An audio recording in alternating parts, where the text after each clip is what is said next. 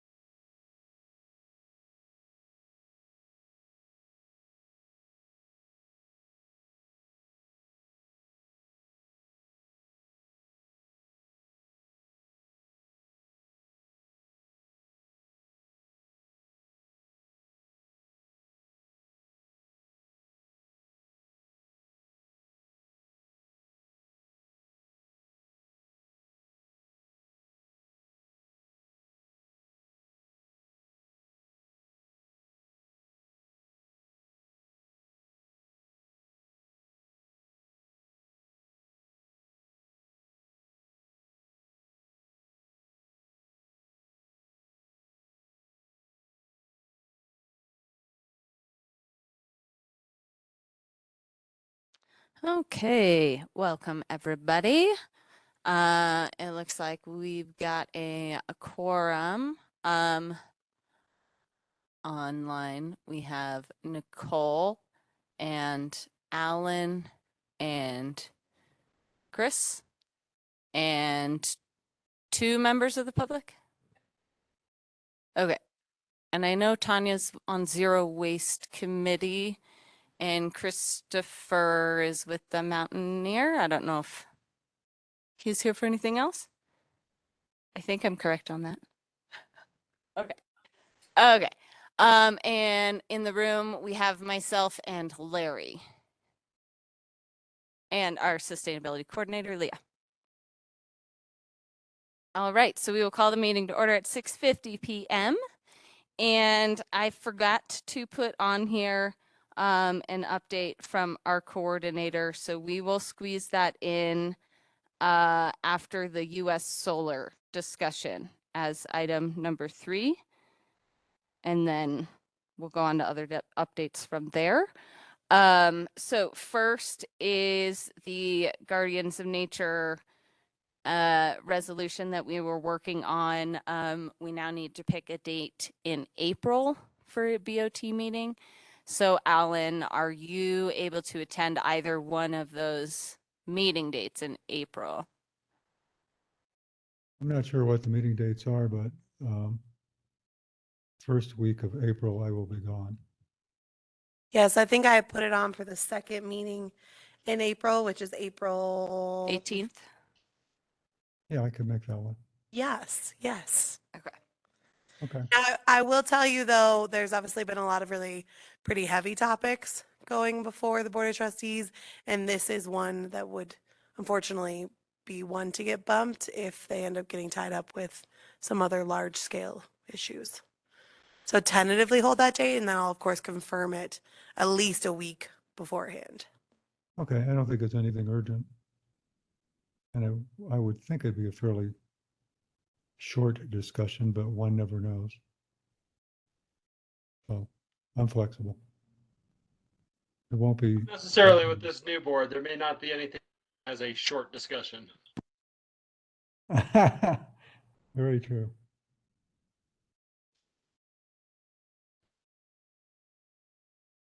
Okay, great. Alan, maybe you want to reach out to Rich and see if he's available to attend that meeting with you too. Okay. Do you know if he's traveling or? I think he's traveling right now, but I'm not sure when he gets back. Okay. Well, we have the whole month of March to connect, so Yeah. shouldn't be a problem. All right. Any other questions on that before we move on?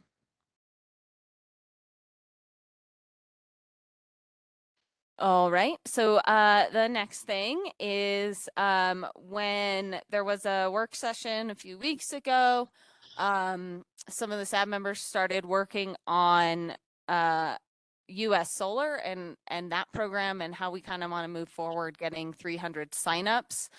I don't know if Nicole, you want to lead that discussion since you were there at that meeting? Sure. Yeah. And feel free, Larry or, Laura, Alan, you guys were all there at the meeting.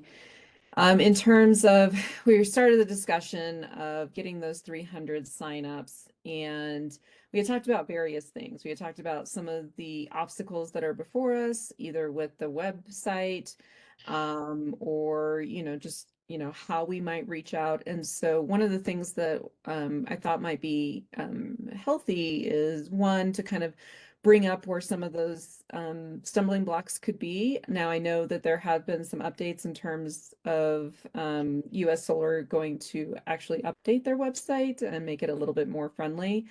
And I don't know if anyone else has more information to provide there, but then I was kind of thinking that we could just dive into a bit of a brainstorm in terms of all the various things that could be done to move towards that 300 mark without necessarily evaluating any of the ideas, just getting them out, putting them down, and then we can decide from there, because I think Leah and I are going to then, start to put together what that plan looks like. And so that's kind of what I was thinking we could use the time for, Melody, if that's okay. Yeah.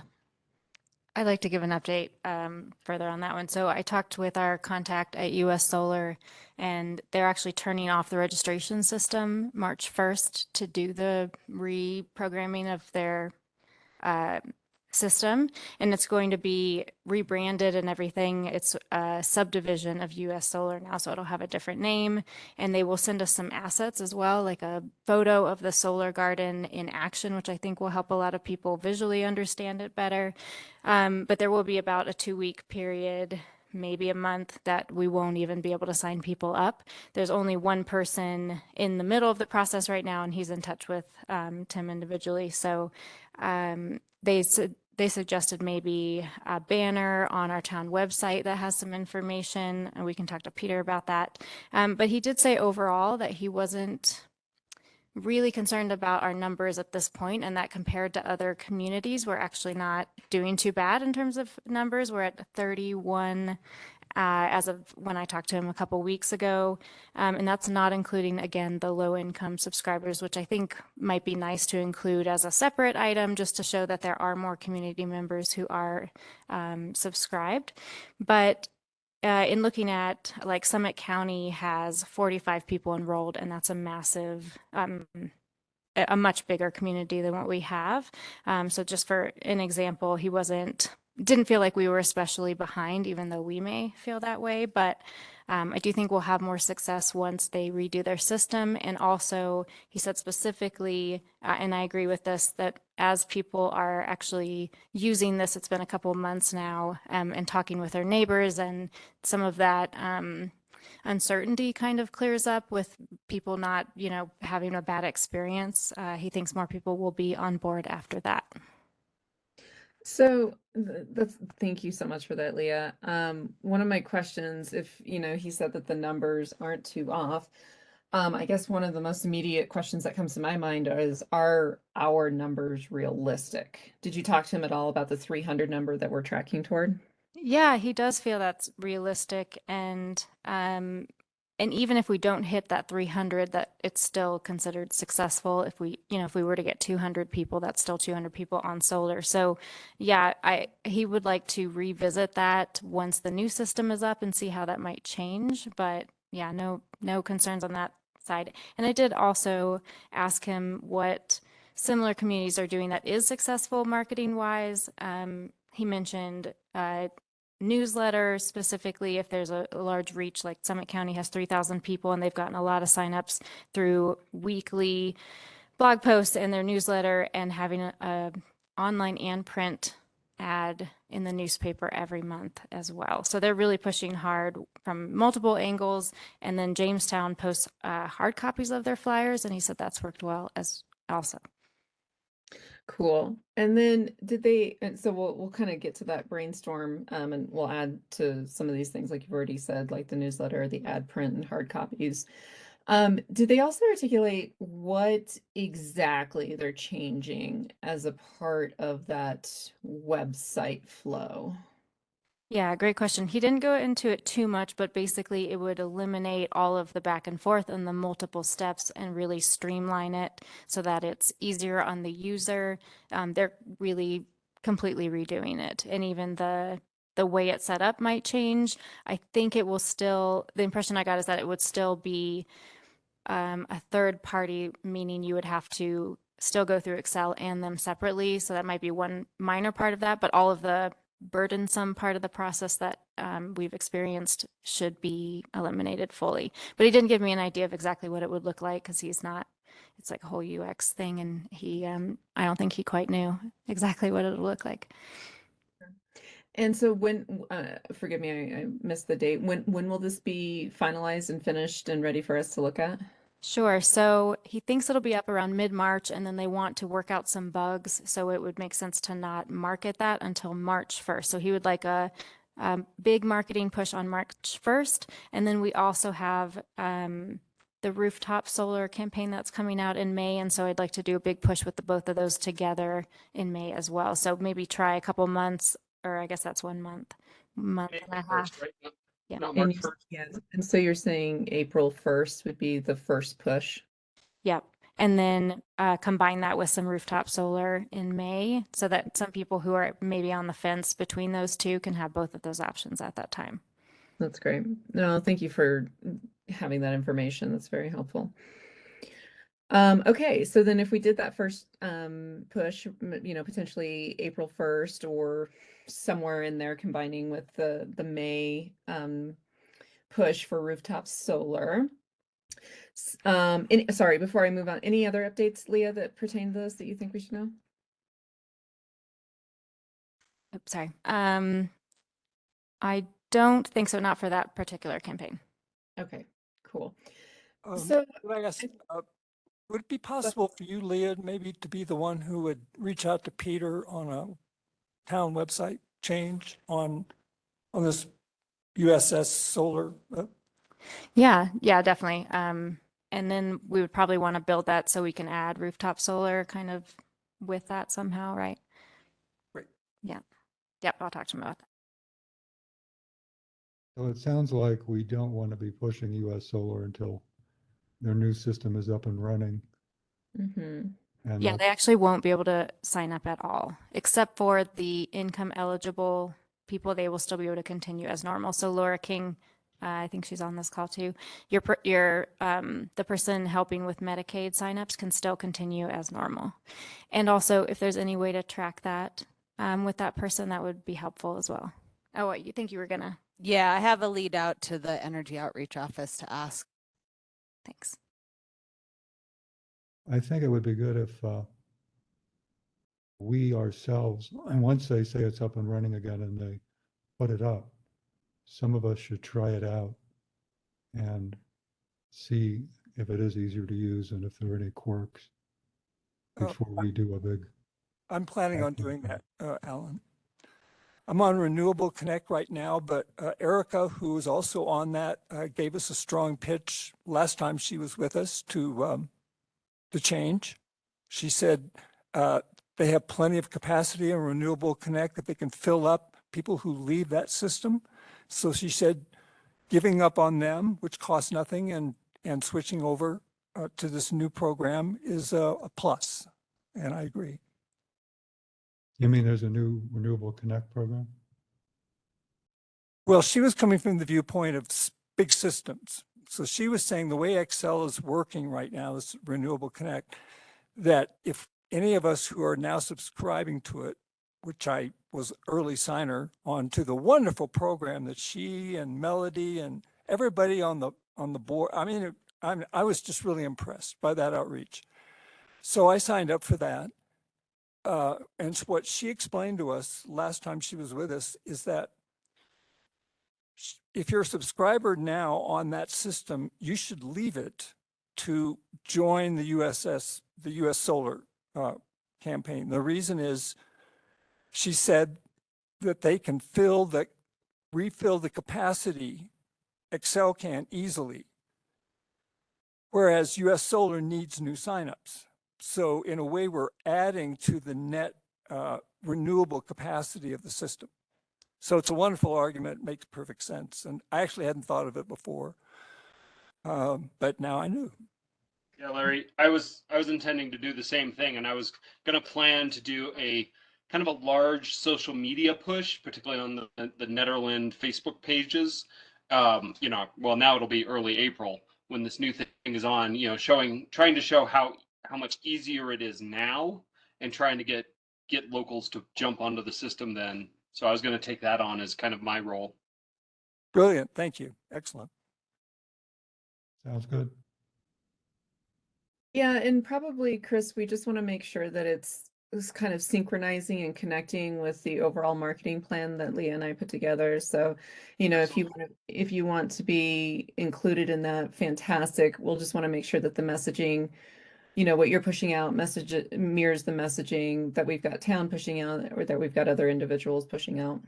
Yeah, I want to have the same messaging, the same art, everything, so it feels like a unified effort. Yep, that's what we'll be working on for sure. So, okay. Any other thoughts before we get into brainstorming?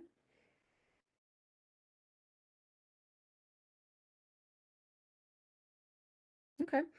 So, besides what has already been articulated, such as, you know, maybe writing a newsletter, doing some ad prints in the Mountaineer, doing hard copies, trying out the new website, and then also doing some social media pushes. What other ideas are there? And, you know, it's just let this again just kind of be a free flow of ideas. There doesn't need to be any judgment, you know, whether it's good or bad. Let's just dump it all here. So Leah and I can do something with it. So any ideas out there? Yeah, this is Melody. One thing we had talked about several times was doing pairs and walkarounds in different neighborhoods. So that was the successful way that we marketed Renewable Connect. So I'd really like to see us trying to get together and put some dates on the calendar for something like that as well, when the weather's nicer. of course. All right, so pairs and a walk around. Sounds good. What else? What other ideas?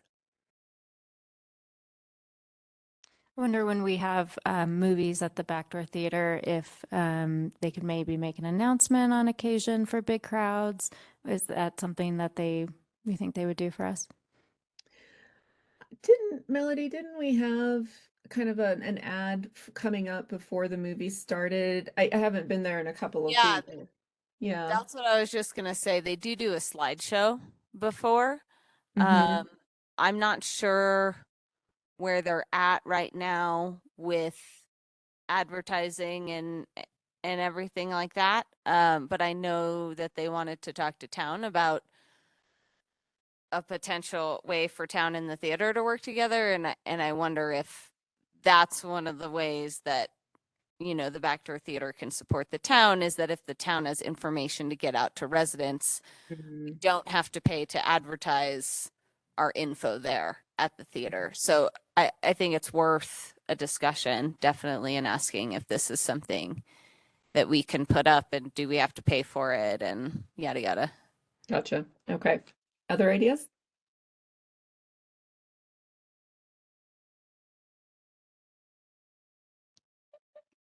I see we've got Chris Kelly from the Mountaineer here. What about like an article in the Mountaineer, not just a letter to the editor or something, but actually, try to encourage the Mountaineer to cover this. Okay. Article in the Mountaineer. What else?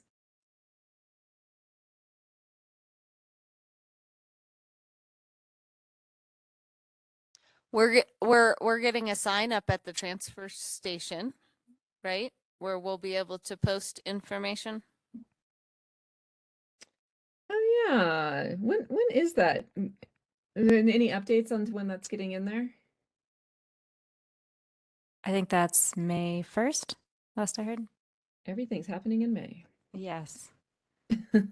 Okay, so that could be another opportunity. Yeah, another visible area. Where else? Where else do you guys think are visible areas that we can just slather with solar signups? Well, an easy thing to suggest, but hard to do, is tabling, regular sort of organized tabling. And almost always in my experience, it requires some sort of early setup processing with owners of businesses, et cetera, also the town perhaps. It's not easy to do, but and then also presentation is kind of a big deal. And so the people who are actually at the table need to really know what they're talking about. Mm-hmm. And there needs to be a certain attraction quotient. In other words, you have to ask yourself, okay, if I'm just walking along and I see at the distance, even mid-distance, people and a table and maybe a few signs, do I naturally want to avoid them just for some reason, or do I want maybe to be more open to them? And so there are a lot of subtle elements about that, such as having, if possible, again, this is easy to suggest, but it's much more effective to have some high school age people there. Mm. Maybe they're not the ones who have to present the material, but even just as greeters, you just feel more attracted to it. And this kind of contact can make a difference, even in tiny Nederland, if it's done regularly. And that's where we'd have to. And I'm going to stop right now with this, but I've done this before in Boulder many years ago when I was young, and it was fabulously successful. We used college kids. I was, and so it was. I don't know. It was just really wonderful. So I just wanted to throw that out there because this is something that once we got organized with the team, which is possible, then it could go on for months and regular tabling, and it can be effective. Mm-hmm. Can you just let me take a little segue in that direction. So tabling, organized tabling, what are some of those upcoming events besides, the farmers market, but is there anything else kind of buzzing around in people's minds that might be good spots for this tabling?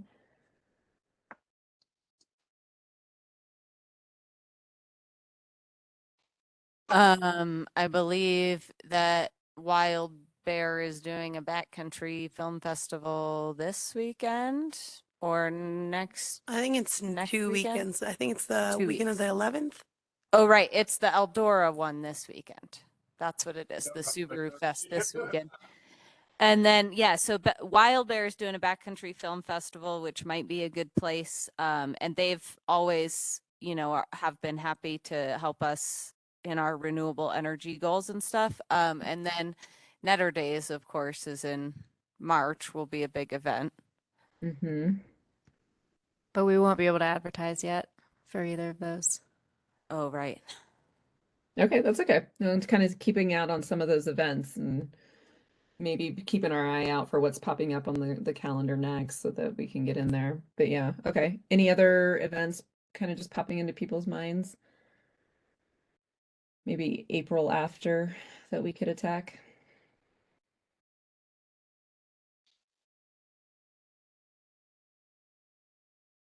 Okay, no problem. Let's bring it back more to some of the other To- brainstorm.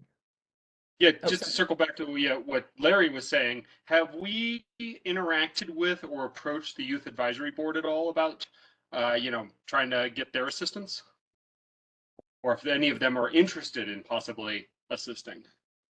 Okay. That's another brilliant idea. Thank you. So interact with youth advisory board. All right, any other tabling pieces? For folks to rope in?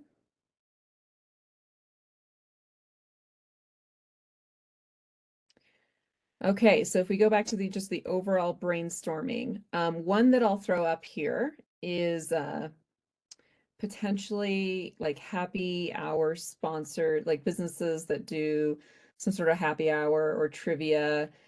We could ask to have a few sustainability focused questions in on that trivia, or if it's a bingo night, maybe leave, stickers or do a quick blurb about it, but kind of partnering with some of those businesses and the events that they're having, and do some of these pitches. That's a great idea. I know BC has trivia, and I used to help host bingo at Knotted Root. I'm sure they'd let me pop in and say some things. Yeah, so taking what some of these businesses, some of their events that they're already doing, right? And we can just kind of slide in. So on that theme a little bit, besides bingo at Knotted Roots and the trivia at Very Nice, do any other business, kind of regular business or restaurant events pop into your mind that we could potentially partner? Sweet Sue's is doing some events. I think she has one in April, which again won't work. But yeah, And she she's has doing like a recurring. weekly open mic or something too, right? Yes, that might be a good Yeah. spot. We're going to need somebody to come up with a beatnik poem on sustainability. That's all you, Alan, right? So an open mic at Sweet Sue's. Okay, cool. What else? Well, speaking of business involvement, what about, can we, as we're doing this sort of concerted effort for the April 1st push, have a nice poster that we can try to get, the liquor stores, the breweries, the restaurants to put in their window. I mean, everyone's putting in, there's stuff at the rock shop and the breweries and just something to distribute around the town. Put them up or not, your choice, but just so that people have eyes on it. Yeah, I think that goes back to that hard copies sort of poster that Leah was Yeah. talking Yeah, about. poster versus newsletter though, just something really eye-catching, and yeah. Yes, Yeah, have some money for that? say that again. Would we have some funds for that? That's the only one that seems like it would cost some money. Yeah, potentially. I mean, there's always looking into something. That's Miranda. Miranda, anything? But yeah, well, we can come to that at a, later time. But yeah, something maybe eye-catching or as they say, some of the best marketing is something that creates an emotion. So whether that's something that stops you in your tracks and it's like, what the hell is that? Or it's funny, right? Those are the types of things that are going to get people to look twice. So we can kind of do potentially like just a little brainstorm on that. When you think of sustainability and you think of something that could potentially be eye-catching or funny, right? What are some of the things that might come to mind? So one of the things that we've done in the past was Laura worked with some teachers at school and collected some art. So students were asked to create some art about solar energy or renewable energy of some kind. And then we picked a few of those pictures to put as the graphic on our posters. Okay, so kids art about solar energy. What else? What other ideas? Well, could we just follow up on that a little more specifically? Because I don't think Laura's in the school system anymore. She's not with us tonight. But what about Wild Bear? I mean, I'm guessing those kids are cranking out art all the time. Oh yeah, I know the woman who specifically leads the art classes. I always say her name wrong, so I'm not going to say it out loud, but she would be totally happy to do something like that as well. Yeah. Okay, great. What else? What other ideas? Keep it flowing.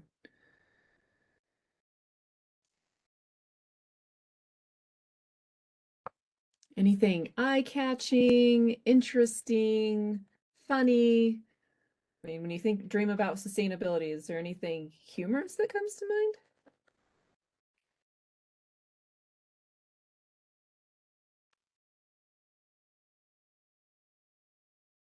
Not yet. You know, just again, thinking about when I was young and worked on this kind of stuff in Boulder, we usually got inspired by the art. And so we were looking at something and we had the theme, and then something usually bounced off of that. Mm-hmm. Oh, that's an easy way out. But, you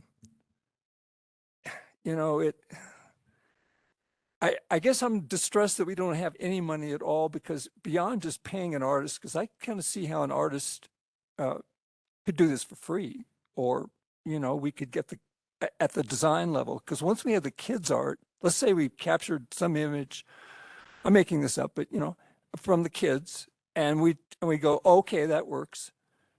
But now somebody has to put the poster together. If we want a really quality poster, the kind that we could just plaster sort of around town, literally, you know, on paper, but also in an image form for the backdoor theater, also for ads in the paper, and etc. So I mean, you know, it's possible to create just one great ad that pretty much captures all the information that's necessary. You just get it right there. And of course, there would be that the little image that you can use for scanning on it down at the bottom. So that really helps a lot. But so, you know,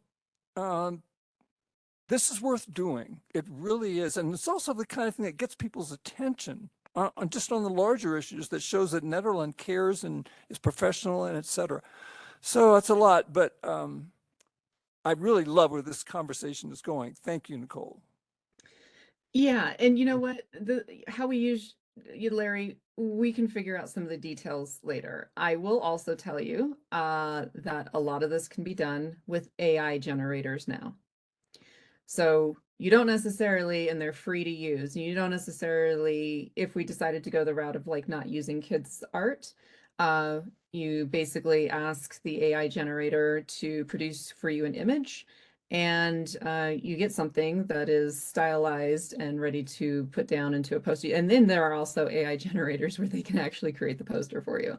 So I would say, like, there are a lot of creative uses of technology that we could put to our use, and we can figure those details out. You know, let's just keep brainstorming all the things that we want, and we'll figure out the how once Leah and I kind of put this plan together. I would also say, if it comes down to the difference between paying a few hundred for a local artist to produce something, or an artist to do the work, versus using Midjourney or one of the AI image generators, I think that is a few $100s well spent. I would second that. Sure. Is there any money available from Excel Partners in Energy? I know Erica was pursuing that. As far as I know, we used it for that postcard mailer that we sent out around the holiday time. Okay. And we used the US solar funding that we had for marketing for the film that we did, the Scale of Hope event.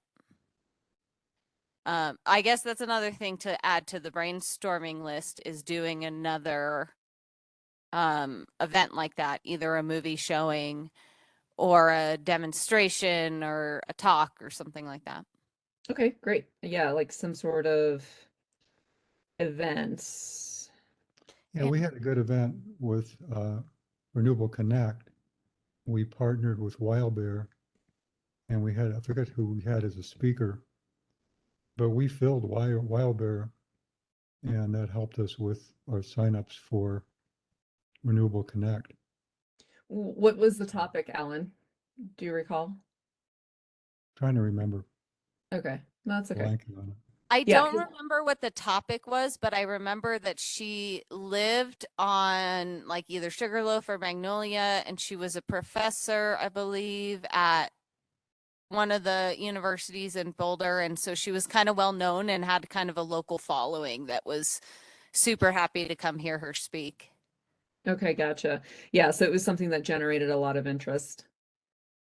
Yeah, Okay. And we certainly did have, a lot of very knowledgeable people at CU and the National Renewable Energy Lab.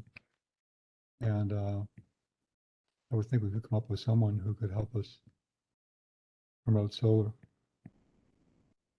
yes, and I think I'll mull that over and see if I can dig out any names.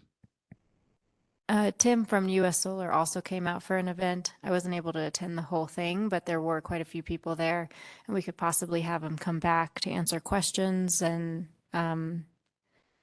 yeah, just help us market. Yeah, I think he'd be happy to come back. So kind of diving off of that idea just a little bit in terms of what type of events or what topics, are there any topics that come to mind that would generate quite a bit of interest, even if it's not specifically right about solar energy? It could be something kind of tangential to it, but you know, what might be some of those ideas, anything and everything that comes to your mind that might be good, a marketing channel to continue to spread the word about US Solar?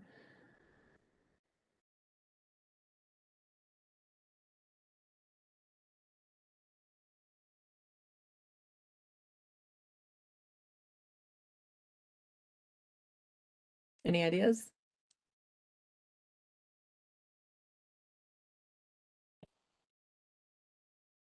I always think along practical ends of things, but I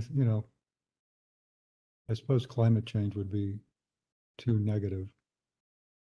And, but I think, renewable energy is a real good news topic. Mm-hmm.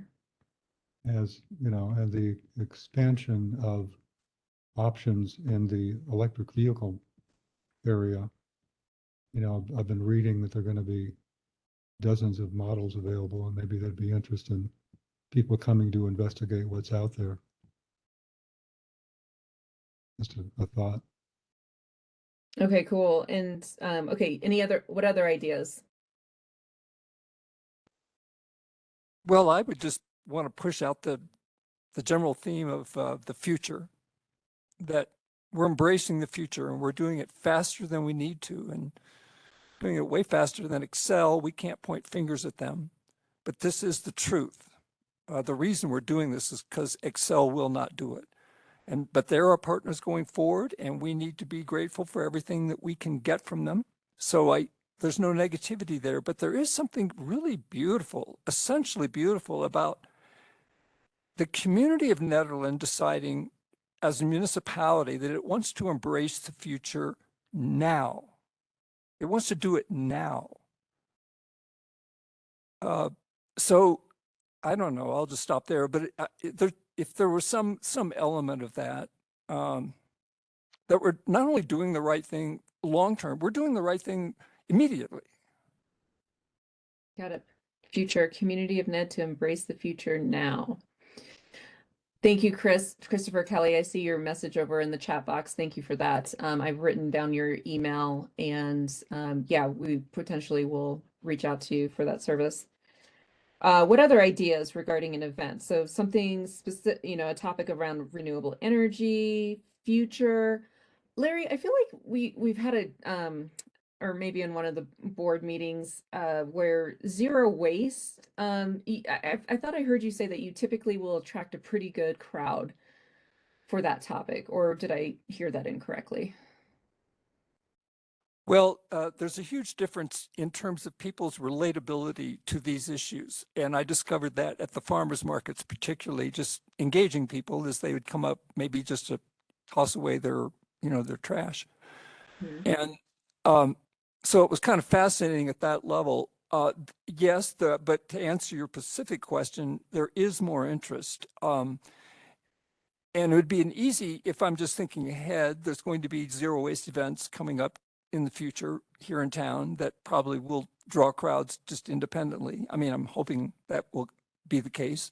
And it'd be so easy to sort of, tack on this.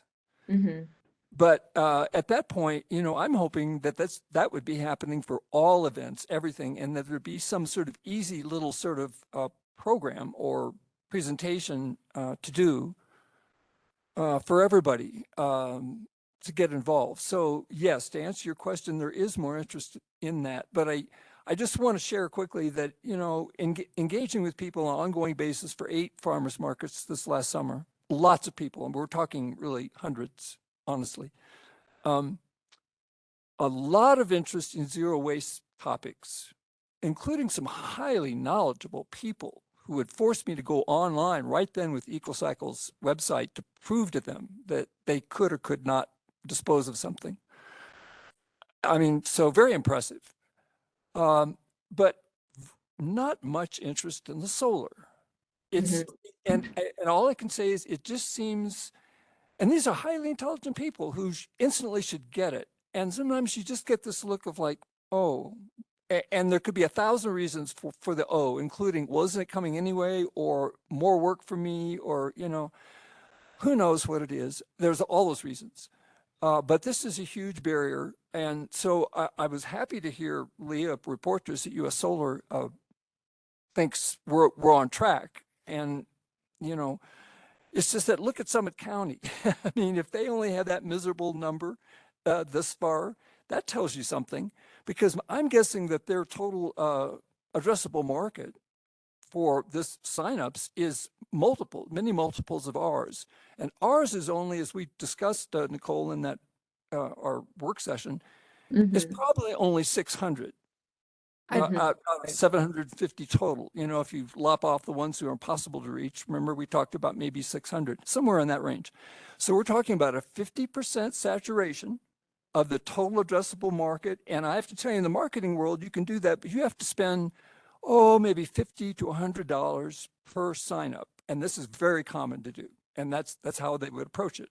Well, we don't have any money, essentially. And here, so we're trying to do the impossible. And this is what I think is also kind of beautiful. We have no money, but we have these dreams. We want to embrace the future now. And we lucked out kind of to get US Solar to come on free to offer us this service. But now it's down to just really grassroots, old-fashioned hard work. Yep. I'd like to add for context that Summit County started their campaign in November. So even though they are much larger, it's just been a few months. Also, going back to the idea of using a younger crowd to help market this, I remember I think it was last year, there was a play at the school and it was the talk of the town. Lots of people attended. And I wonder if there might be some kind of performance that the elementary or middle school kids could put on for all of their parents and other people that are coming, and maybe help share this message as well, since they are the ones that are have a stake in what happens in the future. Okay, so yeah, what are the events happening at schools? And maybe even seeing if there's any curriculum coming up that might focus on sustainability. Okay. What other? As far as like discussion topics that draw people, I think water is a big one. So like Save the Colorado or Watershed Alliance or one of those groups maybe could draw a crowd. Okay, yeah, water. What else?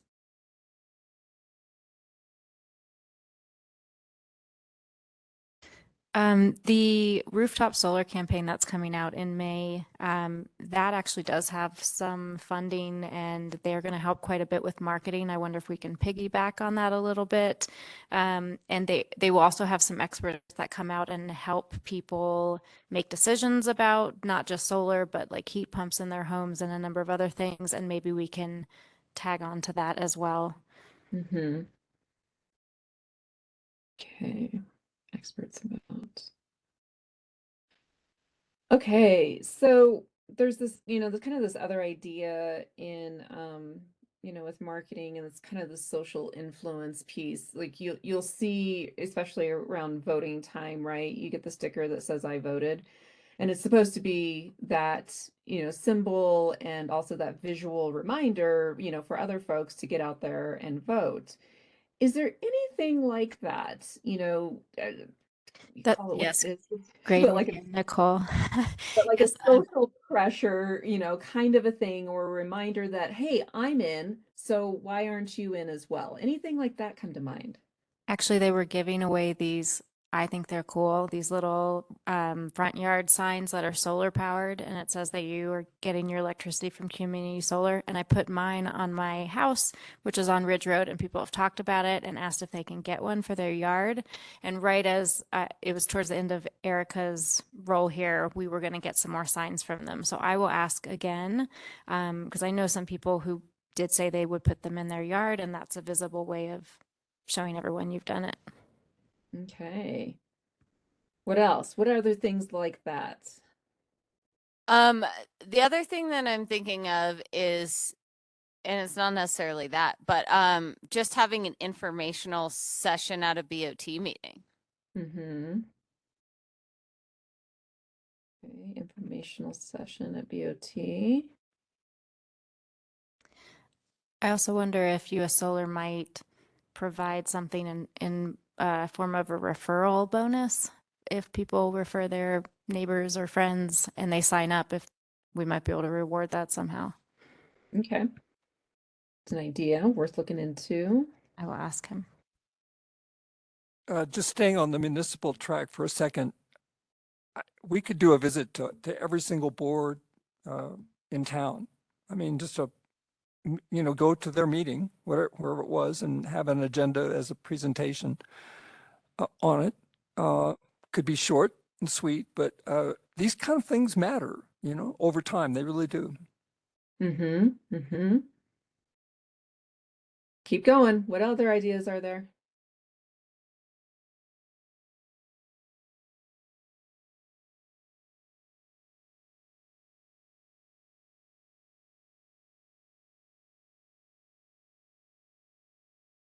But you guys didn't think you had so many ideas. I think I'm counting over 50 on my cards right now. Yes, this is impressive, I must say. I'm taking notes here, and it's pretty amazing. Okay, well, that's probably pretty good for us to kind of just get started on mapping out some of these ideas. If you think of more, of course, let Leah and I know.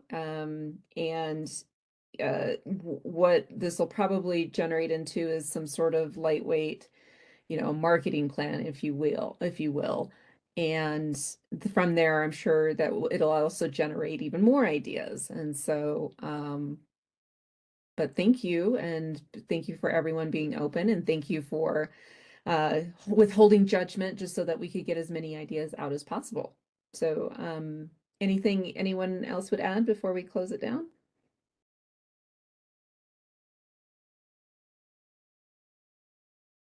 Okay, Melody, I toss it back over to you.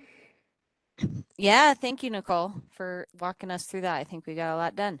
Mhm. All right. So the next thing up is we have our kind of monthly spot in the Mountaineer to talk about anything sustainability related. So as Chris mentioned, maybe 1 month we focus on US solar, but obviously not in March. So we need to figure out who wants to tackle an article for March and Actually, maybe a topic. I think we have that set. So, You do? Okay, good. Emma, who grew up here, offered to write an article. She was planning for February, but it's just an interview of me in the new position. And so that's coming out in March. And then we had also, just to continue the next couple months, in April, we plan to focus on the transfer station bin and the signage, and also give a composting update at the same time to help direct some of that confusion and the changes coming. And then May, like we mentioned, will be the combo community solar and rooftop solar campaign. So that's through May. Perfect. Thank you, Leah. All right. So then number 4, we got an email from the Capstone Project that they did not select us as a project, and I apologize. I had it pulled up and then now I have to pull up the email again. They did say, although the electrification roadmap project will not be running as a capstone project this year, they still wanted to stay in touch with us about other ways the students could work with us, whether that's future capstone groups or even other courses that they have going on there in the master's program. So I sent an email back and said, yes, absolutely, please, we'd be happy to work with you guys on whatever, because I felt like we would appreciate the support wherever we can take it. So that's really all that I have on that. So number 5, zero waste subcommittee update. Can I ask a quick question on Capstone? Yeah. Did they give a detailed reason why they said no? Because sometimes that can be good to know. For example, maybe they Yeah. didn't like the subject that we were pushing on them. No, that wasn't it at all. They said, we were thrilled to receive your proposal, and while you were a strong candidate, unfortunately, we are not able to assign teams to all of the partners who submitted this year.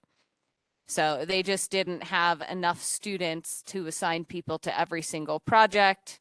So there was quite a few of us that didn't get groups. Great, thank you.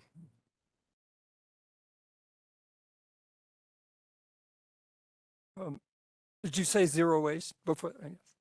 So, well, I'm happy to report things are chugging along with zero waste. I'll talk fast because there's a lot, but I did want to bring you up to date.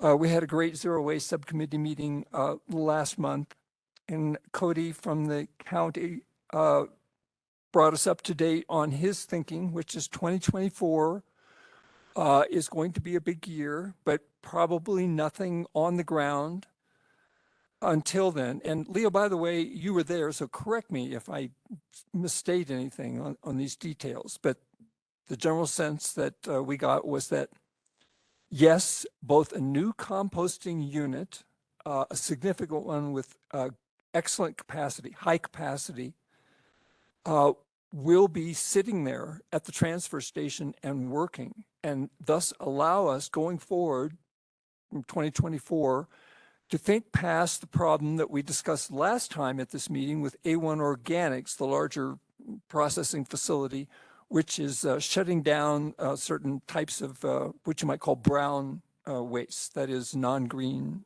materials that are often considered compostable, but they're having problems with it. Cody did say that ban is in effect, and so for now at the transfer station, which uses A1 Organics, they must abide by that. But he said that the compost at the transfer station is actually much cleaner than a lot of more randomly collected materials. And that with the exception of one change, which is they will now allow 3-gallon compostable bags. And this is the issue. It's like they won't even allow the compostable bags. So, but he said he thinks it's going to be okay for now. And so this is what we'll be sharing as part of our larger article on events. And we want to have kind of like a very personalized article coming up in the Mountaineer where we introduce Billy and Squid, are the two excellent people who work there, to the public. They're totally on board with this and highly knowledgeable. And then we want to talk about the future, but it'll be one of a number of articles that'll be going forward. So I did want to mention that really quickly. And then I want to touch base on something that Leah and I are having a discussion about. And I definitely want to ask Leah to jump in here on this, but I just want to share it with you to let us know where our thinking is going these days. And it's just her and I, but I believe our subcommittee is right there with us on these issues. So there's a couple of things. One is businesses in town, and that includes, from our sort of thinking, schools, private schools. It includes municipal buildings, including municipal buildings such as the one we're sitting in. It includes any place that either produces at any level of single-use compostable containers, utensils, or packaging, or produces ongoing compostable materials, particularly green materials, such as food scraps, etc. This is a huge problem, and it's the kind of problem that if it is tackled properly and professionally over a period of time, we could do something really quite wonderful, which is we could create an infrastructure of recycling and composting sensibilities that hits all of the big marks. And so I'm really excited about this. So we're just getting started, but I wanted to share that with you, particularly on the idea that funding is going to be necessary. And so we're already talking about reaching out to perhaps private foundations in addition to the normal governmental funders, because we're going to need two different things. Leah and I believe, agree. One is that we're going to need to provide support to the many small businesses in town, which right now have no money to pay for extra compostable, expensive materials, such as cups and utensils and et cetera. So we need to think that through from their point of view, which is they have no money, so they need help. So we're getting started on that. We're also thinking about how they will be willing to make their compostable materials available. And what we're thinking is they will be willing to sequester those materials on premises, and make them available to regular pickup, but the pickup itself must be done by someone else, not them. So that's where Leah and I are right now at the level of sort of conceptual thinking, and we're greatly aided by, I want to say, by the work that Garrett and Erica, previous sustainability coordinators, did on this wonderful spreadsheet, which is the kind of time-consuming element that just makes this work so much easier, and I'm so grateful to have that to work with. So I want to stop there, but I just want to ask if Leah has anything she wanted to add to that. Yeah, I wanted to add about the composting bed, and Larry and I had been talking about this a bit as well, but well, actually going backwards, I did explore another composting service that is local to maybe fill in the interim before we get our local composter, and it was, though it could work, it was just too much coordination and not enough time to really make that make sense. So just wanted to mention that that was pretty exhaustively explored. And then there are a couple grants coming out where we discussed possibly, because as Larry mentioned, our composting is pretty clean and people up here do a pretty good job of putting the right things in the composter. Possibly if we can land this grant that opens next month, we may get some funding for, say, a few hundred individual home composting tumblers that we could give away at events and farmers markets for the locals, so that in between people can not only compost but also learn how to compost better by the time we get our own local composter. And then there's a second grant coming out that I would like to go for to possibly fund some compostable single-use containers at restaurants to kind of offset that. But as Larry mentioned, we need to get a little bit more up-to-date data on how they use that. Leah, did you see in the drive, I believe that Garrett had worked on a grant at some point for bulk purchasing of compostable materials for businesses? No. Okay. And which drive? That's Leah, that's the link I sent you with the attachment that from okay. Macy's work. So Okay, yes, I didn't you see should- something about a grant in there, but I did get the spreadsheets where he had gone to each. Oh, I've got I'll send you the link to the actual folder. Perfect. I did want to mention, as far as the new A1 guidelines, I did reach out to Matthew Hannon at Pace, and he emailed me back and said, "Oh yes, the A1 craziness. We're actually in somewhat of a wait and see mode over here at Pace, as all of this information is new to us as well. So they're trying to digest it." He works with businesses in Boulder that have a legal requirement to compost, and so these businesses are now not able to compost. And what he's saying is most businesses he's hearing from have just decided they're throwing everything in the trash right now. And so I think I want to say, just so that it's publicly out in the ether, that I'm kind of disappointed with how forward-minded Boulder County is, that they have not come out with some sort of strategy or public information program to really tackle this, because this is affecting everybody in our county, from Lyons to here to Broomfield, all of us. So not really anything that I need a response from, just a statement.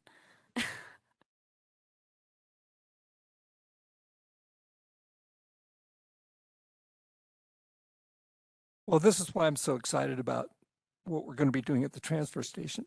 I mean, this is kind of action on the ground. We're not doing it, but I think the reason that we're getting this push is because we've built up confidence and trust with Boulder County over the years. So they're willing to do this. So in a way, we're forcing the county to do the right thing, or helping the county learn to do the right thing on its own. But we have to be patient. It's difficult. We don't really have a lot of leverage other than goodwill. But we do have that. Yeah, well, when I was at the CU Capstone program at the presentation thing down there, I was talking to the director of zero waste on the campus of CU. The CU campus cannot compost anymore. Their compost loads got rejected, and they can't compost any of their waste. So we're all sitting there at this environmental event for the Capstone group for the environmental program, and I'm throwing stuff in the trash going all or into the compost going, all of this is going to go to the landfill. And they literally had no landfill trash at that event. It was all compostable. And all of that is going off. So that's what I mean about, like, we as Nederland, no, we don't have leverage. But Boulder County and the city of Boulder, they should have some leverage, and I'm a little confused about why I don't even see a email or a newsletter or a flyer or a public information campaign from their sustainability office saying, "Hey, we know this sucks, we're working on it," you know? I think that's where I'm kind of confused, and I'm glad that we can work with our transfer station, right? But what about the rest of the county? We have a meeting with Boulder County tomorrow to talk about sustainability, so you do? I will ask them Okay. that question. Yeah, I just want to know what their strategy is. Are they scrambling just as much as we are? Like, everybody I've talked to down the mountain is like brand new news that I'm bringing them. And all of us, our compost loads already got rejected, right? Because our guys are really good about it and they're on top of it. And as soon as those regulations came through, they put up the signs, they wouldn't accept it. And it's kind of coming later down the hill. And so all these people I've talked to down in Boulder are like, "Oh, I didn't know that." And they haven't found out until they've gotten their compost load rejected. Eldora got theirs rejected. So there is a solution, Melody, and it's what you did at the farmer's market in the past. It's like it's a difficult The pre-sort. hand sorting. Yeah, and it is. It's a hand sorting, and it can be done on tables, and it's. I mean, there is no other way, but that works. That will totally 100% work. But it's a pre-sort. It's a whole element that is hideously expensive, difficult to set up, and then it can't just happen once for an event, for example, where you can kind of do it, and then you shut up shop and go home. No, it's going on every single day. And so we're talking about an infrastructural problem that's kind of, you're reaching into really deep, difficult territory that's not going to be solved easily. There is no easy solution, except maybe a different kind of composting system, which allows a much longer turnaround time with a different type of impeller system that allows more brown material to sit longer, properly long enough. and is maybe otherwise treated properly so that it produces at the end. But that's not what A1 has, evidently, and is not going to be having. And so we have a terrible short-term problem. You're absolutely correct. The only thing I can say is, you know, we're going to have our own system, and Cody's feeling good about it in terms even of what it can accept, even at the level of brown materials. And he's willing to you know, experiment. Yeah, and I think that's an important note to just show how important it is that as much as we partner with Boulder County and as much as we rely on some of their infrastructure and that we also do need to kind of have sovereignty so that when things like this happen, we do have our own route out as a town. So I think that's a positive, definitely. I don't want to get too far into the weeds, but No, especially sorry, on I'm future totally thinking, but I just want derailing to tell you though, if we get what we want, if the Leah and I get some sort of funding that could help us like move something forward, we could actually have a program that would be at the level of municipal infrastructure Yeah. in terms of like delivering or picking up compost from businesses. And at that point, then we will get exactly what you're talking about, which would be real clout with the county. Well, at that point, we would be our own waste hauler. And I think being probably one of the first places, not the very first, but one of the first places in the country where we're actually talking about composting human waste as well, along with all of this other waste and our ability to do that here at town. I think that's a really unique and exciting place to be where we could maybe revolutionize how we deal with waste as a society, because on this small scale we can see, is there enough of the greens and the human waste to combat this issue that we're kind of facing of things not being able to break down fast enough. Okay, sorry for derailing that. Any other updates on the zero waste front? Leah, did you have anything else? I think that's it for me. That was good. Thank you. Okay. And I totally skipped you. So if you have anything else to update on that we haven't talked about already, Leah.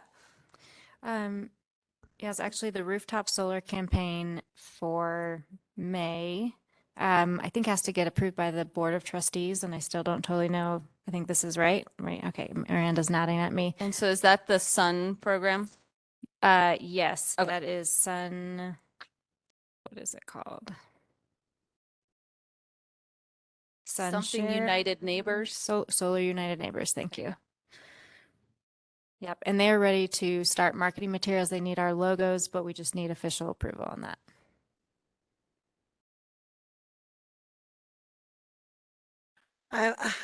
The board meetings are getting really tough, getting pretty tight.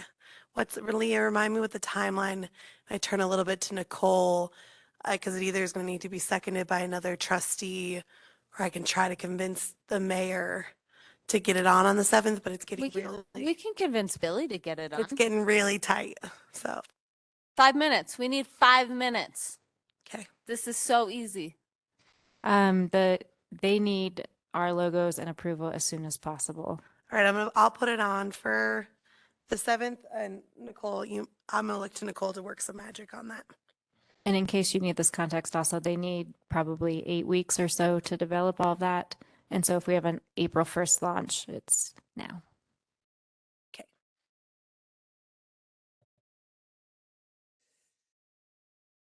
And then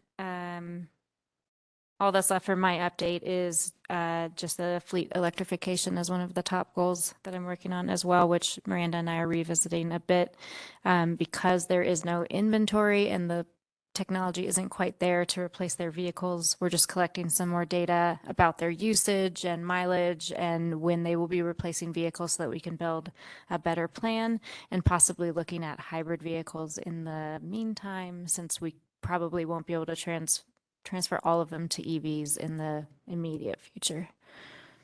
I've got a company that's down the hill that I connected with like a month ago that I'm going to send you their contact info for. What they do is fleet transitioning. Awesome. Thank you. The U.S. Council of Mayors has been working on this for years, and they had a big effort that they were working on the last couple of years I was mayor to do fleet electrification. So they may be another resource we could reach out to for information. Could you repeat the name of that for me again, please? If I can find the mute, yes, I can. U.S. Council of Mayors. Thank you.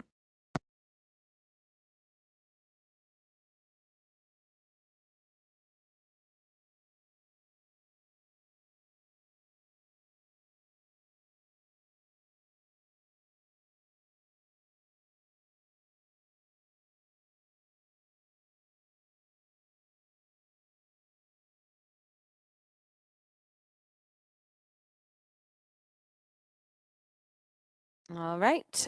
So if there is no other questions for Leah, then the last thing on our agenda is to talk about our goals again. I was not able to attend that work session a few weeks ago, so I just kind of wanted to circle around back to how far we got on document, and do we have somebody that's like assigned to do things so that we can finalize this document or not? Does somebody who was at that work session want to fill me in? Well, I think that would be me to finalize the document. It's it's so easy to go, let's have another work session. Oh, what fun.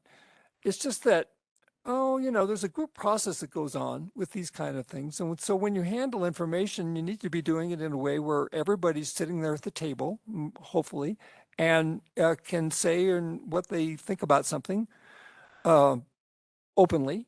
And over time, what you do is you get a sense of where the group wants to go on things. But it's not easy, and then there's no fast way to do it. And it absolutely can't be done by email. Impossible, not going to happen. It's live talk.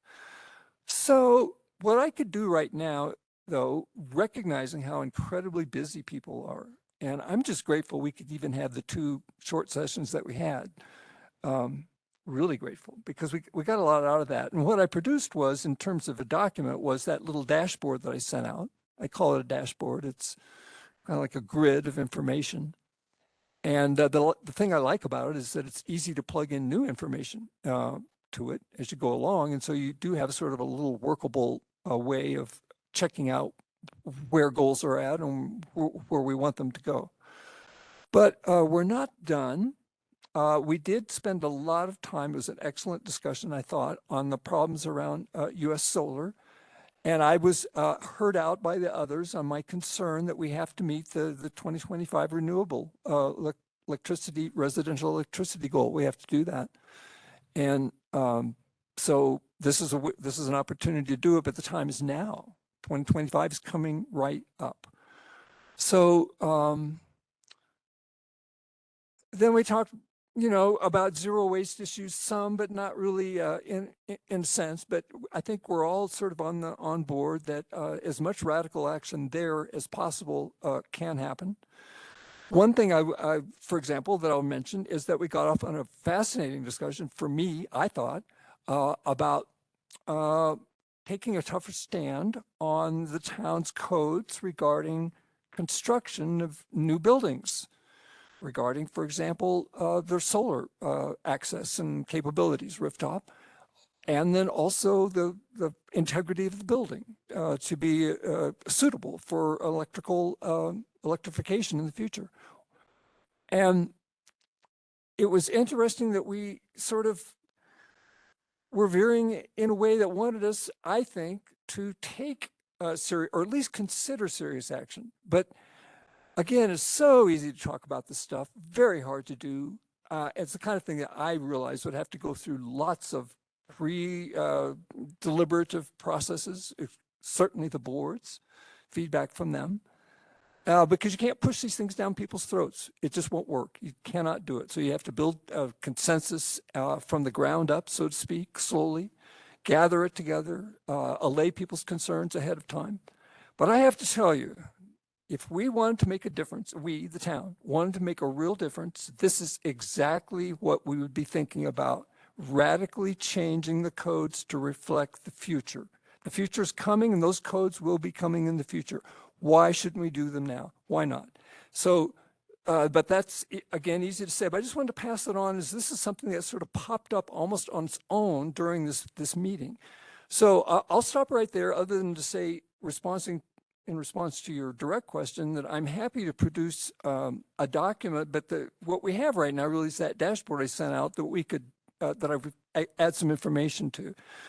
So, but for there be more, we would have to meet more. We could wait, maybe do that in the future, but that's what it would take. Do you feel like you're able to bring back some sort of like presentable draft to us next meeting that we could say yay or nay to? Like, is this ready to post on the website? Well, if people like the dashboard, which was kind of like just a sort of a grid that I used that pulled out the information from your documents, or the document you gave me, from earlier, that earlier boards had done.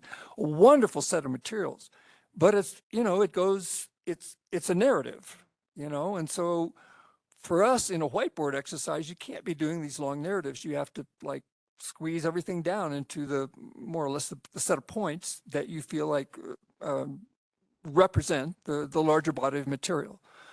So then, if people like that little dashboard and as a framework for representing the thinking of the board, knowing that we can expand on any of the points in the dashboard, but a larger document that would do that is a lot to ask for. And I want to remind people, we already have our original document that I pulled that information out of.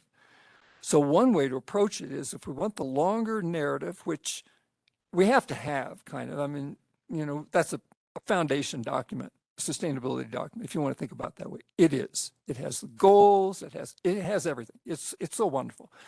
So we could fold in new developing information into that. My concern, though, is that information on the dashboard has the ability to be freshly updated, so that over time we could follow, for example, the track on U.S. solar and see how many signups we had, or other things in terms of zero waste or any of the other initiatives. Mm-hmm. So in a way, my dream would be to have this document formally approved as our thinking and accessible, I guess, on Google Docs, the way, our other documents are available now. And it would be updated regularly, so people could just pop onto it if they wanted to see where we're at. So does that answer your question? Sorry to be so long-winded. I think we need to figure out what other board members think. Anybody else have anything to chime in on that?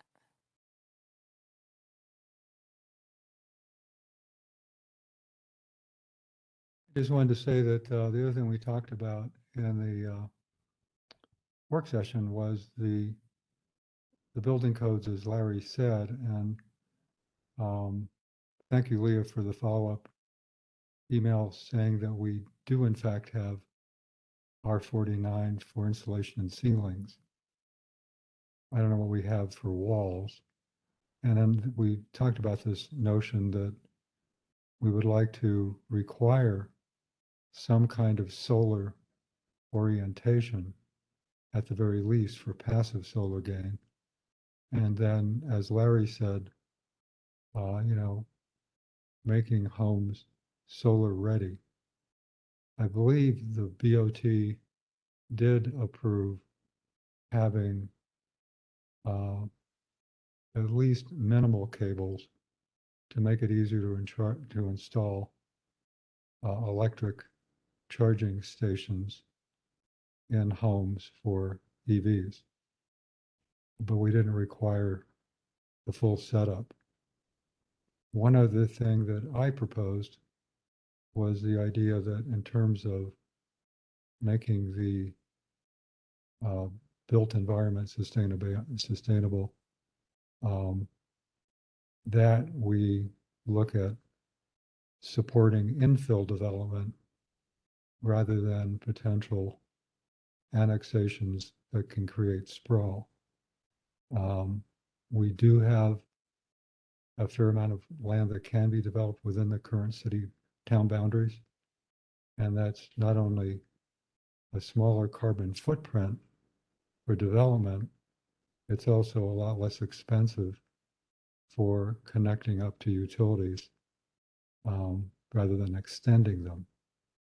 So I don't know if everyone on the board supports adding those kinds of things to our goals as far as building is concerned, development. That is awesome, Alan. Thank you for reminding me. And I just want to add, this is the kind of thing would become another little track on the dashboard if we wanted it to be a little separate track where we have something about that. Thank you. So Miranda, I remember when Garrett did the whole presentation, the last time we updated to the new energy efficiency code. I remember talking about some sort of plan to eventually get us up to date. Was there some sort of plan of tracking? Like right now we're 4 years behind current code, but we hope in 5 years now to only be 2 years from now, and then eventually we'll catch up. So we've been talking a bit about proposing going to 2021 next year. I think we always are going to be one behind because we want the most current code to like work out its quirks before we adopt it. Because typically codes will go through multiple revisions Yeah, before it gets set. So we always think we'll be 3 years behind. So in 2024, we'll adopt 2021. In 2027, we'll adopt 2024, that kind of thing. We'll always be one version behind. But right now we're on 2018, right? Correct. Which is 5 years. So you're trying to then skip us up this next year. Right. So we want 2021 to work out its kinks. And we'll be To caught then, up then. right. Yes. Okay. Okay. Because I think as far as like making sure they're ready for EVs and the extra insulation, not necessarily all of those pieces that you guys are talking about, but I think some of those pieces are resolved if and when we can update the code. And I think my only hesitation is just from experience being on SAB.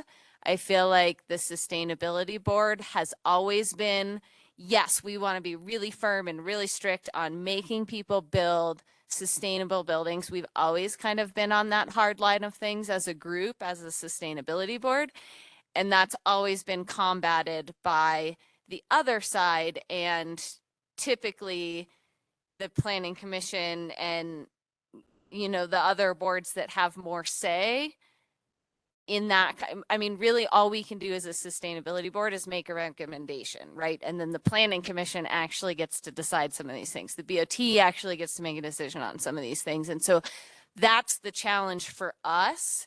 If we are going to put a bunch of focus and a bunch of time and energy into, for example, trying to rework building codes to make them more sustainable, I think we also have to understand that that comes at a really high risk of just not being able to get any of those ideas passed, no matter how well laid out our arguments are, because whoever's on the planning commission decides they don't want to do that. So I would agree that we're on that side of wanting to incentivize people in some way and mandate people to be, conscientious about their building and about what they're putting in our town. But I think that's my only hesitation on the building front. So I think there are spaces in our goals where we talk about energy efficient homes.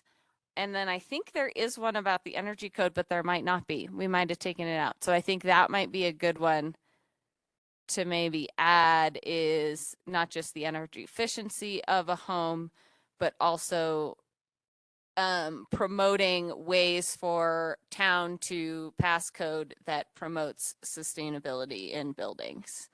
I think we could add something more general to our goals that recognizes, yes, we are passionate about these buildings, but without necessarily making a dedicated, concerted effort. I don't know. I'm just hesitant to go forth when we don't get a final say in that. Nicole, do you have any thoughts on this?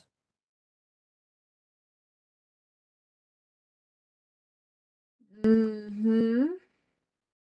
Um, Melody's not wrong, in what she's saying. And however, there are probably some other opportunities where, you can suggest and influence, and that's also a tricky line to play as well, is because I mean, that's one of the things that we're debating, in the formation of, the potential for a tiger team moving forward to identify and think about what we want our CBD to look like and to codify some of the things that are in comprehensive plans that are in Vision 2030 docs but aren't codified. Um, so, I think that there may be an opportunity even for SAB members to sort of influence potentially, a very small portion, like just the CBD area. And from a sustainability perspective, there may be some opportunities. How I'm approaching this is nobody's going to get everything that they want, but it's like, what are some of those things that would be small milestones or baby steps that might be worth thinking about and potentially implementing in something like new building development in just in the CBD area. If we were to start small in a very microcosm and then get a couple of successes and then sort of continue to build out from there. Those are some things that I was ruminating on.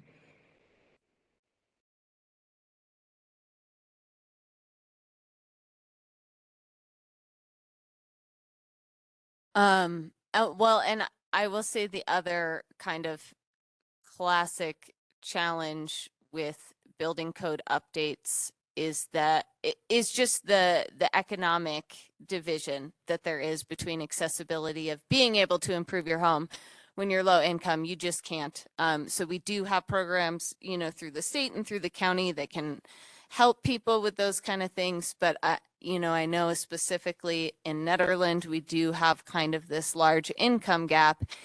And the people that are renting out cabins in Old Town for $1,000 a month because they don't have running water, like you put in running water, their rent is going to skyrocket. And that has always been a consideration that I've heard brought up every time the discussion of the building codes gets brought up too. And so I think in the air of wanting to be equitable, and I know as a sustainability board, we've always tried to focus on, yes, we want to do these really aggressive sustainability things, but we also want to make sure they're accessible to everybody. That I think if we are going to tackle improvements to the code, I would really support things that only come with a plan of how are we going to get all these people at the bottom to be able to catch up and access this too.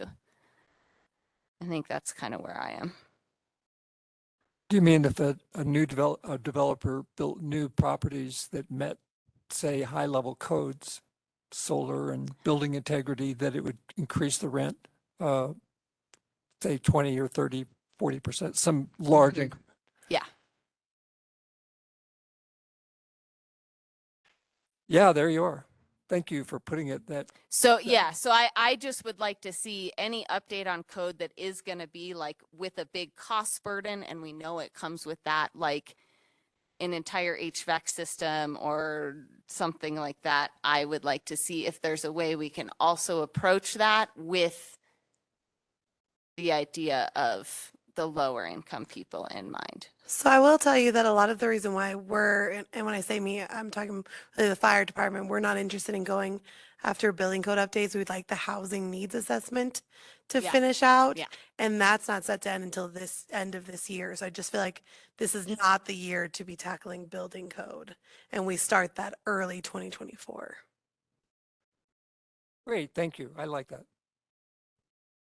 And so I guess I do have a question for Nicole. I didn't finish listening to the BOT meeting. I was listening to it as I was walking in here.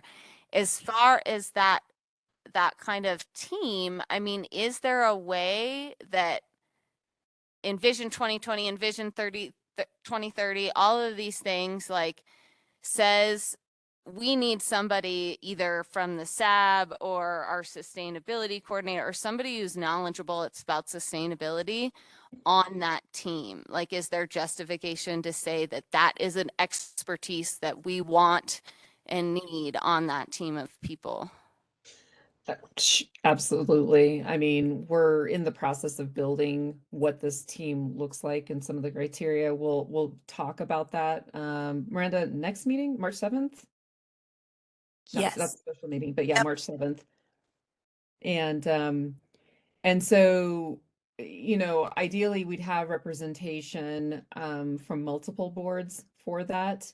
I think the lens of sustainability would also just be a healthy addition because, like you said, those documents point very clearly to what a sustainable town looks like, what it feels like, right? And so when we're envisioning what the CBD area might look like, I think a sustainability lens will be really important. So I'd say stay tuned and come to that March 7th meeting to learn more. If you guys don't, if we don't post it sooner in terms of or I might just reach out in terms of getting ideas because, like I said, we're brainstorming what that process looks like and what that team looks like. Okay, yeah, thanks. I don't know if anybody's looked at the chat box to see what Tanya Unger has been saying. I cannot see anything. I apologize. And I was going to ask if Chris or Tanya had anything to say here in a second. Okay. I would say, Tanya, it's hard. The computer, the TV screens are so small that the people in the room aren't going to be able to see the chat. So I don't know if you have the capacity to be able to unmute. I do. Can you hear me? We can. Go ahead, Tanya. So just a few things to back up, and maybe I can capture this and send it in an email, but I've been going to some City of Boulder meetings for My Garbage Map nonprofit, splintering off from SCD Hub. And they have been doing some interesting trash studies and just decriminalized trash. So there's a complete and extreme overhaul going on, not just in compost, but the whole of solid waste management.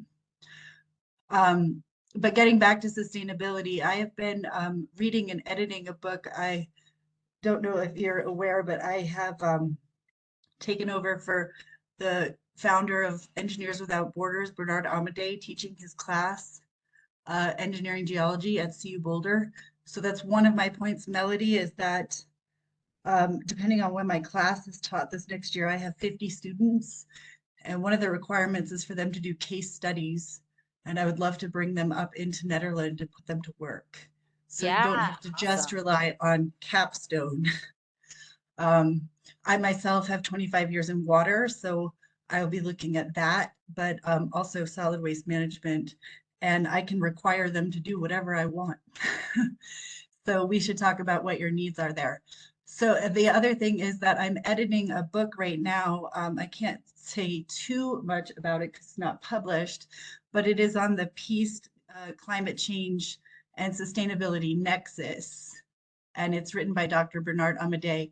And he has some fabulous tools and expands on the idea of just environmental sustainability, which seems to be the main focus of this board, but allows for sustainability in terms of the nexus itself, economic sustainability, all sorts of terms that he breaks it down into. And I will ask him to see if it's okay that I talk with you guys about some of the tools that he uses to go in and facilitate discussions, to open it up, to bring people to the table so that sustainability isn't just boxed into a corner and thought of as environmental, but also deals with the current as-built, the sustainability of the current as-built environment, and folds that in. And at that, he generally gets communities around the globe to open up and stop the disconnect. And it also folds in people who are not just at the top, but largely the work with Engineers Without Borders supports the bottom billion. So getting that poverty piece brought up into a whole community sustainable effort. So anyway, I can copy what I had written in the notes, but that's the general gist. That's great. Thank you. And I'm almost wondering, as we were talking about this, if this might be a guy who would be a great speaker for a sustainability event, you know, as he gets kind of more ready and more closer to his book and fleshing out that concept. Like if he could do a presentation for the town, and we partnered with Wild Bear and did an event where he gave like a 20-minute talk or something about this, I would be really interested to hear I that. can So tell you that that is why I've taken over for Bernard. He doesn't like to do because he these doesn't have kinds of time. things. He works at the UN level. I mean, he's he's an advisor to Biden, so he's constantly bopping around the globe. That's why I've taken over for Okay, him. gotcha. So I would like to also volunteer to be that kind of resource for you. That'd be Awesome. great if you, so you're saying you could be the speaker. Yes, sir. That'd be great. That sounds good to me. What does everybody else think?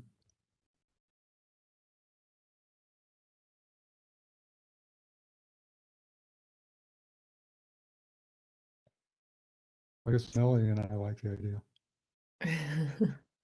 He's trying, I I think think. it's a great idea. Not opposed. Well, it's a great idea. I'm already thinking about the summer's farmer's market type stuff. Great.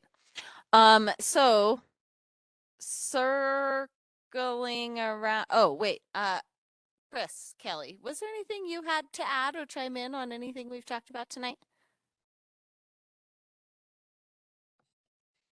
No, I'm all right. Thank you. All right, thanks for being here. So getting back to the goals document, how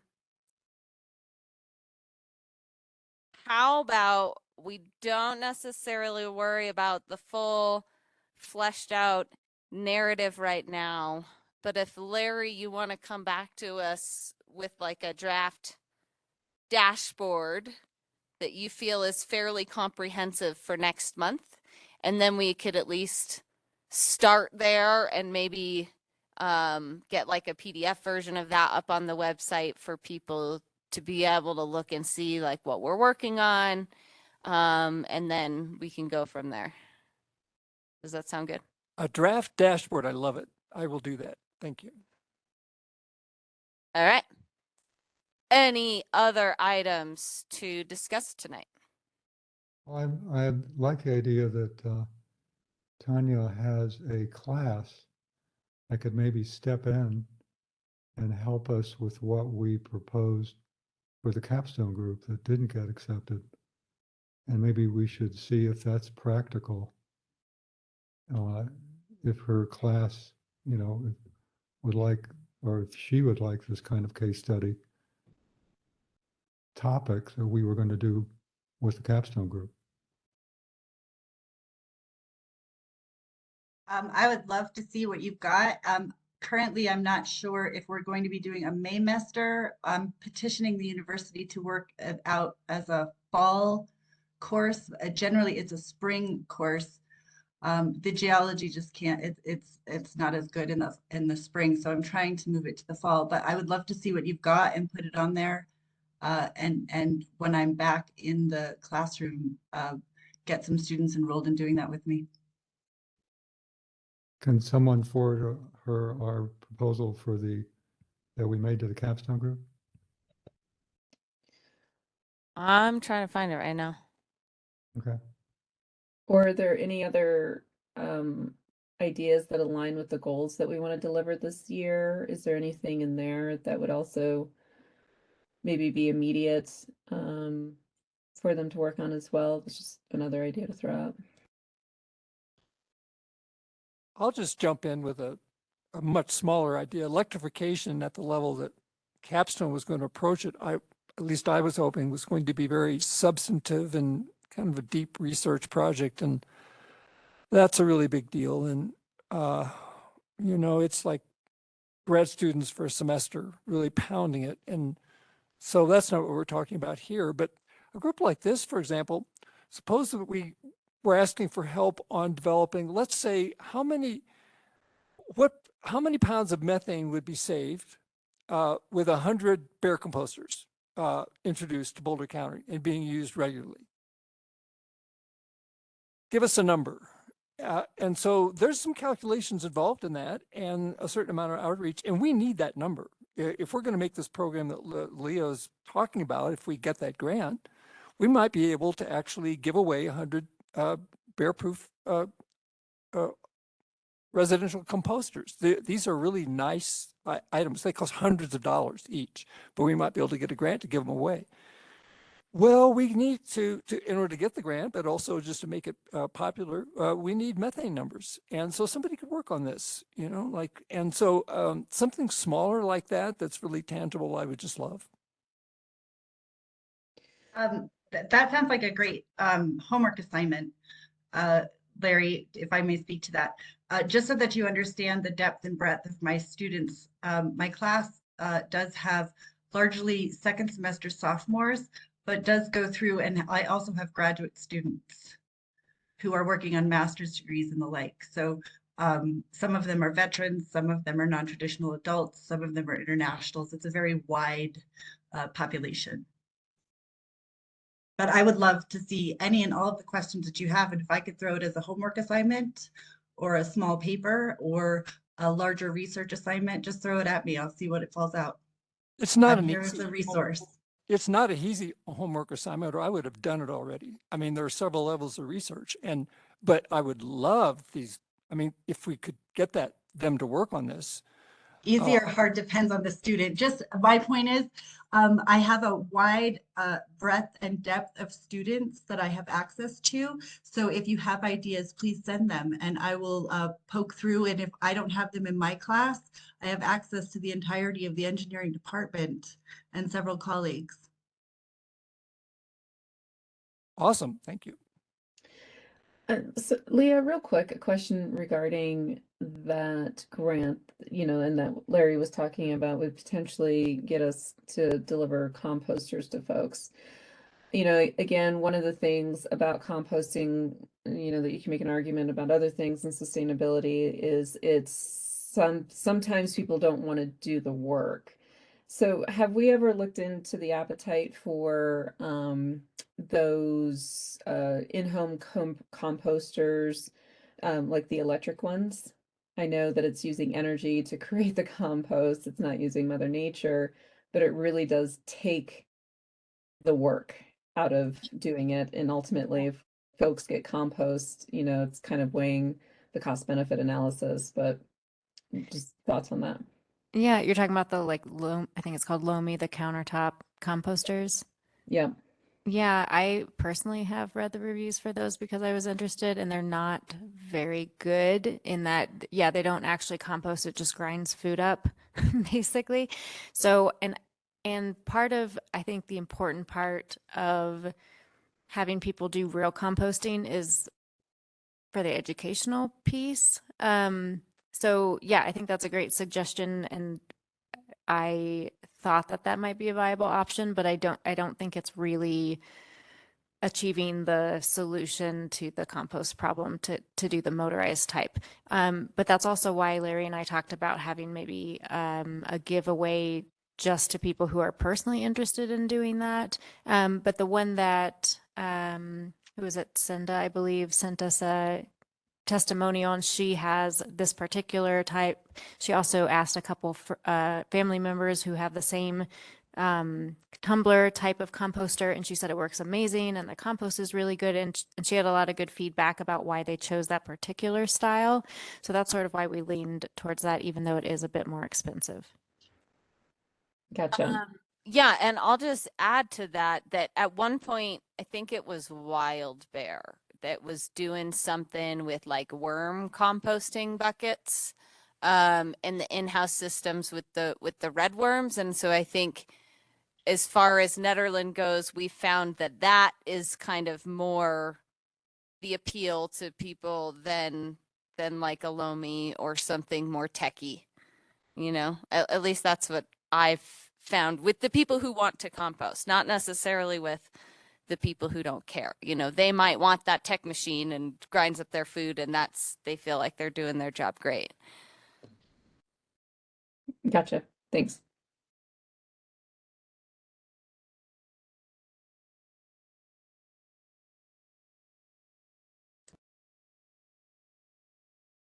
All right. Anything else?